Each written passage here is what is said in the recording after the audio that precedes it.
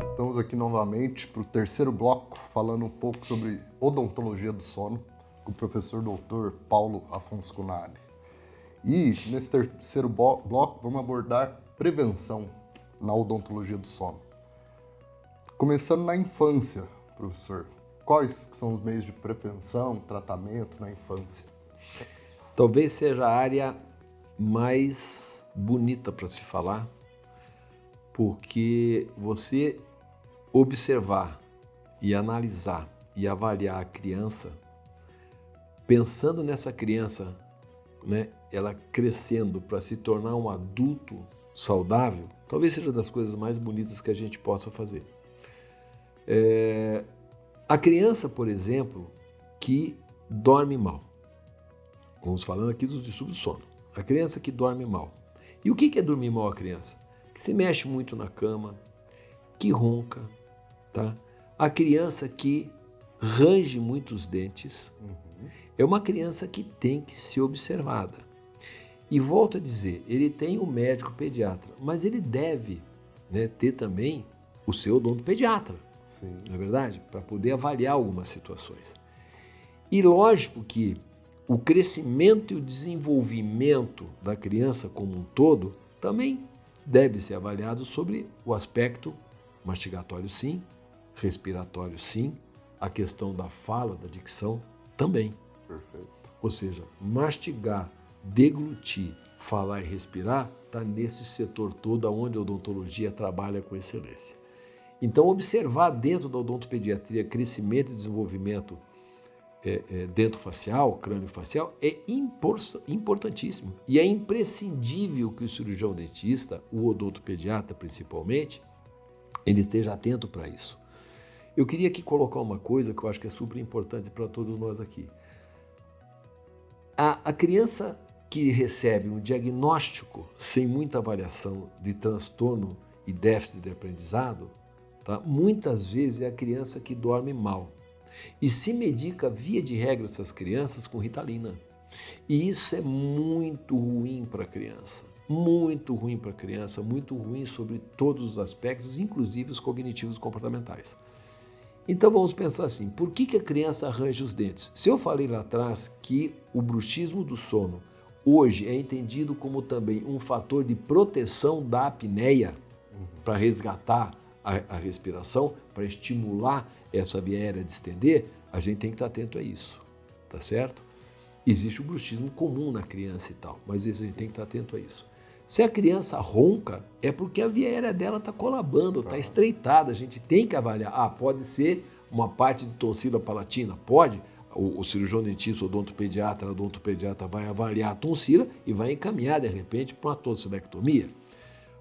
A questão da avaliação, né, das adenoides é importante. Hoje, com uma tele, a gente consegue ver com as tomografias muito, o cirurgião dentista está atento a isso, encaminhar também. Ou seja, tudo que a odontologia pode fazer para a criança e para o adolescente, no sentido de cuidar não só do encaixe bonito dos dentes, mas do desenvolvimento do esqueleto, desenvolvimento maxilar e mandibular, o palato, a maxila aqui, o assoalho do nariz, que é a porta de entrada ventilatória. Palato estreito, palato ogival, isso tem como expandir, quanto mais cedo melhor, a gente sabe disso. Libera a maxila para uma posição mais anterior. Então eu diria assim, a grande prevenção onde a odontologia pode trabalhar está ali. Nas crianças que... com a odontopediatra, com a ortopedia funcional dos maxilares, orientando, né, a odontopediatria, orientando o pediatra com essas sinalizações para que ele possa entender e não precise medicar muito a criança, orientando a mãe. Eu acho que essa é a grande prevenção, a grande área de prevenção desses distúrbios respiratórios que a gente pode trazer, né, dentro da odontologia. E prevenir sempre vai ser, né, a melhor forma de se evitar. Ainda sobre ortopedia funcional dos maxilares. Não só a expansão de maxila a gente consegue melhorar, mas também o crescimento tanto de mandíbula, de maxila. Sem dúvida. Avanço mandibular para a criança. Sem dúvida. Estimula um crescimento para a posição mais perfeita, vamos falar assim. Sem dúvida, sem dúvida. Tudo que a ortopedia funcional possa fazer para trazer equilíbrio facial, tá? De todas as formas vai melhorar, né? É para melhorar a questão da via respiratória, principalmente segmento de orofaringe, nasofaringe, orofaringe e hipofaringe, mas na orofaringe aqui. Mas se o profissional da odontopediatria e o profissional da ortopedia funcional tiver bastante atenção com a via aérea, tá? Focar na via aérea, ele vai estar fazendo o trabalho de excelência. Ele não vai ser um paciente adulto que, de repente, possa desenvolver um distúrbio respiratório, principalmente a apneia, que eu insisto, é a pior delas, que venha a se transformar um adulto com baixa qualidade de vida, um adulto com problemas sistêmicos e endoteliais importantes. Quem tem apneia do sono, tá? Por isso vamos colocar aqui nesse bloco de prevenção, quem tem apneia do sono tem 5 vezes mais chance de infartar. Esse é um alerta. Tem mais chance de AVC, é outro alerta. E tem muito mais chance de desenvolver síndrome metabólica. Tá? Então a gente tem que estar atento. E prevenindo isso aqui, Otávio, lá na criança e adolescente, olha o que a gente está contribuindo. A odontologia está aí para fazer. Né? Vamos trabalhar assim. Pensando também em pacientes que não tiveram esse cuidado na infância, não tiveram acesso e já estão atingindo, por exemplo, mais terceira idade, que ainda precisa ter uma qualidade de sono. Como que é o envelhecimento em relação à qualidade do sono? A tua pergunta é excelente pelo seguinte, vamos imaginar que essa criança ela não foi atendida sobre esse aspecto lá. Vamos pensar numa criança aí da faixa de 11 anos, 10 anos, assim, que já vai ser uma criança que vai ter um pouco de adesão, digamos assim, em alguns determinados aparelhos de terapia de dentofacial, de avanço, de expansão, enfim. Se não é bem atendido, você imagine uma criança, né, vamos pensar, fazer uma idade aqui cronológica para a gente ter ideia, de 10 anos, que vem sofrendo com isso, chegou aos 20 anos, com 10 anos de sofrimento tentando compensar a ventilação, a fala, a mastigação e a deglutição. Olha o tanto que esse sistema teve que se adaptar a um gap estrutural importante aqui. Agora vamos cortar aqui, fazer um corte, vamos pensar num adulto de 30 anos. Nossa, são 20 anos de tentativa, né, de adaptação do organismo tentar se adaptar. Alguns vão se adaptar relativamente bem. A maioria não consegue ter essa chance. Em algum momento, esse prejuízo vai se manifestar de forma importante e muitas vezes já irreversível, com a chance de nós zerarmos, nós trazemos sucesso cada vez menor. Aí você vai com 40, eu já tenho 30, aí você vai com 50, eu já tenho 40. Quando chegar um paciente desse aos 60 anos de idade, tá? A minha eu tenho 66, digamos, se não fosse tratado, ainda bem que eu não tenho esse distúrbio, mas se chegar com 60, são 50 anos de sofrimento e de sobrecarga nas estruturas. Então, o que vai se esperar dessa situação? Uma situação bem pior para que a gente vá resolver.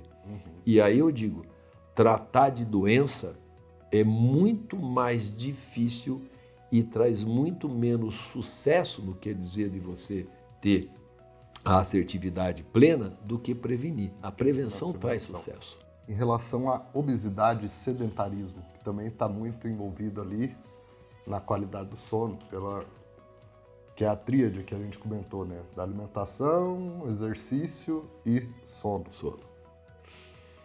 Como que é a pessoa com obesidade, com distúrbio do sono em cima, com sedentarismo?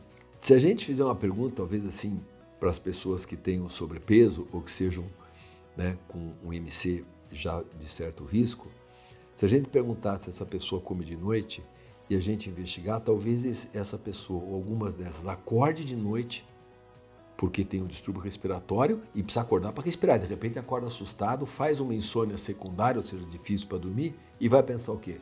Eu vou dar um pulo na geladeira. Assaltar a geladeira. Assaltar a geladeira, isso é muito comum. Mas também, Otávio, a gente tem que pensar o seguinte, via de regra, eu tenho casos de exceção, eu tenho um amigo que era uma exceção, era porque faleceu, enfim, agora na pandemia, mas era exceção, que ele era bem obeso, mas que ele tinha um sono, eu pedi para ele fazer polissonografia, ele não tinha apneia, ele roncava muito, mas não tinha apneia, ele é muito obeso, tá? Mas enfim, A obesidade, a gente não engorda só para fora, primeiro. Tá? E aqui eu chamo a atenção nesse nosso segmento. A gente engorda muito quem engorda na região de pescoço e a gente engorda na língua. A língua também é um depósito de gordura. Se a língua fica maior com obesidade, vai colabar mais uma orofaringe, que poderia ser já colabada, e se eu tenho mais gordura no pescoço, eu tenho mais tecido aqui. Quando eu deito, assim, esse decúbito dorsal aqui, ó, todos os líquidos, né, a parte tumoral toda que desce, que a gente fica muito em pé, e às vezes sentado como nós estamos aqui, ela tende a vir para que região? Para o abdômen. O indivíduo já é obeso, esse líquido desloca como fosse uma drenagem linfática para a região do abdômen, comprime o diafragma, a pessoa já é um pouco obesa, a dificuldade respiratória é muito grande. Então nós temos que ter ideia disso. A obesidade é um fator, sim, que predispõe a distúrbios respiratórios, o ronco e a apneia. E aqui tem um marcador, que ele não é muito exato, mas ele significa muito no sentido de alerta. Para cada quilo para cada quilo que o indivíduo apneico ganhe, ele tende a aumentar 2 pontos no grau de apneia. E para cada quilo que ele perde, ele baixa só 1. Ou seja, o ganho de peso tem muito a ver com isso. E com relação ao sedentarismo, é importante dizer assim, o indivíduo é sedentário porque ele é um indivíduo que procrastina as coisas pelo perfil um pouquinho mais depressivo ou porque ele, de repente, não consegue essa atividade. O indivíduo sedentário, tá? Ele geralmente ele é um indivíduo um pouquinho acima do peso. E ele às vezes não é sedentário porque ele queira, é porque ele não consegue desenvolver alguns tipos de atividade porque ele está privado de sono. E o cérebro é importantíssimo. O indivíduo não dorme à noite, ele quer poupar energia do corpo durante o dia, ele faz um shut-off mesmo. Fisiologicamente é isso. Preserva a energia. Então existe aqui, você me trouxe essa pergunta, é importante falar para todos os colegas, existe também no Google. Tem coisas boas no Google, tem muita coisa ruim, mas tem coisa boa. Que é a escala de fadiga de Schauder. Tá lá, é só entrar. Schauder. Eu uso direto na clínica. Indivíduo fadigado, a fadiga crônica, tá? Ela tem muito a ver com o sono de má qualidade. Quanto mais obeso for o indivíduo, mais altas tende a ser essa fadiga. Tende a ser, não, vamos colocar, pode ser essa fadiga. E isso é uma possibilidade. Ser provável a gente tem aqueles questionários para avaliar e os exames do sono, que é a polissonografia de noite inteira em laboratório do sono, é o exame gold standard para isso. Muito bem. E existe, por exemplo, uma dúvida, paciente que tem um quadro de obesidade, mas ainda assim não é sedentário, vamos falar assim. Tem. E pode ter uma boa qualidade de sono também, pode acontecer? Pode. São os outliers, que são os pacientes extremos. Isso tem já. A doutora Lia Bittencourt foi minha orientadora do doutorado, pós-doutorado lá. Ela tem trabalhos bem bacanas, coordenando trabalhos a respeito disso. São os pacientes extremos. Nós temos pacientes que são obesos, enfim, estão muito fora do padrão, não fazem atividade física, uma ingesta alimentar toda desregulada e tal, e não são apneicos. Ou se são apneicos, uma apneia leve.